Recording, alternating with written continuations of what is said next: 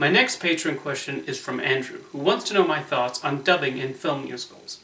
I'm a big fan of Broadway musicals, but most often I tend to enjoy the stage versions of musicals over the film versions.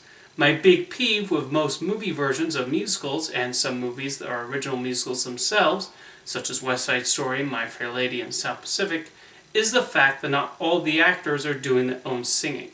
I can understand the need for stunt doubles when it comes to life-threatening stunts, but I just cannot get myself to approve of dubbing in musical films. I can also understand that Hollywood studios will do what they have to do to attract audiences, but there are other ways to do that besides hiring actors who just not fit to play certain characters with specific singing requirements in musicals. This was an especially big thing in the older days of Hollywood, and thankfully it's not done as often nowadays.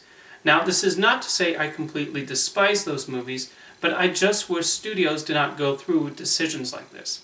Anyway, I'd like to know where you stand on this. Should dubbing not be done in musical films, and should studios always consider when to avoid this?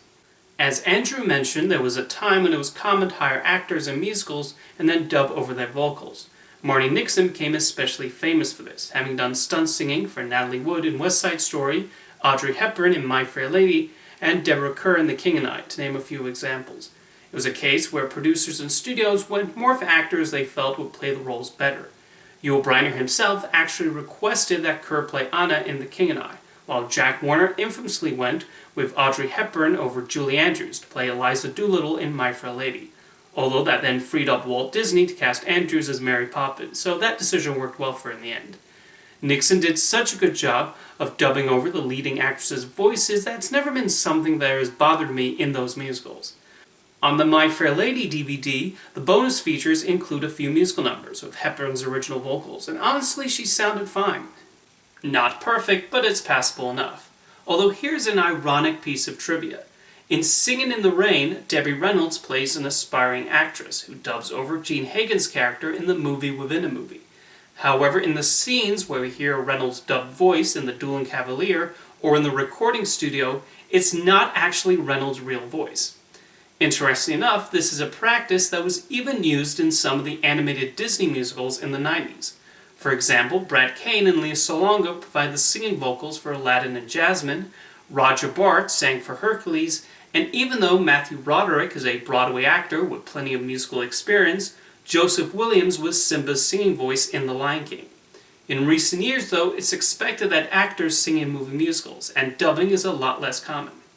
And honestly, it is nice knowing that it's actually Renee Zellweger and Catherine Zeta-Jones belting out tunes in Chicago, or Emily Blunt and Lin-Manuel Miranda in Mary Poppins Returns, or Hugh Jackman and Michelle Williams in The Greatest Showman, or Taron Egerton in Rocket Man. Not to say dubbing does not still occasionally pop up. Rebecca Ferguson did not do the singing for Jenny Lin's musical numbers in The Greatest Showman, and despite winning the Oscar for playing Freddie Mercury in Bohemian Rhapsody, most of the time it was not Rami Malek performing Queen's biggest hits. Actors doing their own singing has led to ridicule for some of them though, like Russell Crowe in Les Miserables and Johnny Depp in Sweeney Todd. I've certainly made fun of Pierce Brosnan's strained attempts at ABBA in Mamma Mia. However, I do think many can be a tad overly critical and harsh. Ryan Gosling and Emma Stone got some flack for how they sounded in La La Land, but I personally did not find anything wrong with their voices. I actually thought their singing was quite lovely in the movie and fit their characters really well. Basically, I think it's good studios and filmmakers are finding it less necessary to have stunt singers in musicals nowadays. You went through all that trouble to find the right actors for the roles, and there are many famous modern actors who have been trained to sing. So it seems like a waste to dub them over when it's not needed. Thank you for your question, Andrew.